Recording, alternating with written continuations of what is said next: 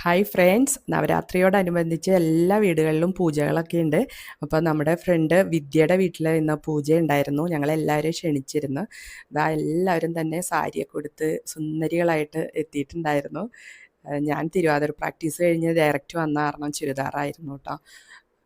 അങ്ങനെ വിദ്യയും യെല്ലോ സാരി എടുത്താണ് വിദ്യ. അപ്പോൾ വിദ്യയുടെ മോള് അങ്കിതയും കൂടിയാണ് ഈ ബൊമ്മക്കുലും ഒക്കെ സെറ്റ് ചെയ്തത്. നല്ല അടിപൊളിയായിരുന്നു കേട്ടോ കാണാനായിട്ട്. ഇത് പുരാതന കഥാപാത്രങ്ങളൊക്കെയാണ് ഇതിൽ വെച്ചിരിക്കുന്നത്. പിന്നെ ഇത് മൈസൂർ ദസറയാണ് കാണിക്കുന്നത്. അതുപോലെ തന്നെ മൈസൂർ പാലസ്, അതിൻ്റെയൊക്കെ ചെറിയ മോഡലുകളൊക്കെ അവർ സെറ്റ് ചെയ്തിട്ടുണ്ടായിരുന്നു കേട്ടോ. കൃഷ്ണൻ, ശ്രീരാമൻ, സീത, ലക്ഷ്മണൻ, ഹനുമാൻ, പിന്നെ കർണാടക കൾച്ചർ കാണിക്കുന്ന പ്രതിമകൾ എല്ലാം ഉണ്ടായിരുന്നു കേട്ടോ.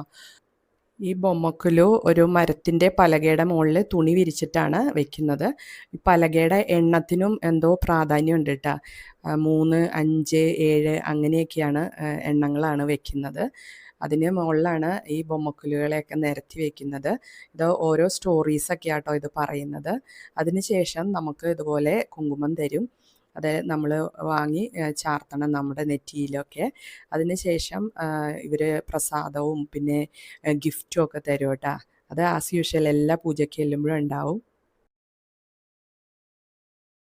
विनोदिनि नन्दनुते गिरिवरविन्द्य शिरोदिनि वासिनि विष्णुविलासिनि विष्णुनुते भगवति हे शितिकण्ठकुटुम्बिनि भूरि कुटुम्बिनि भूरि कृते जय जय हे महिषासुरमर्दिनि रम्यकपर्दिनि शैलसुते सुरवरवर्षिणि दुर्धरदर्शिनि दुर्मुखवर्षिणि हर्षरते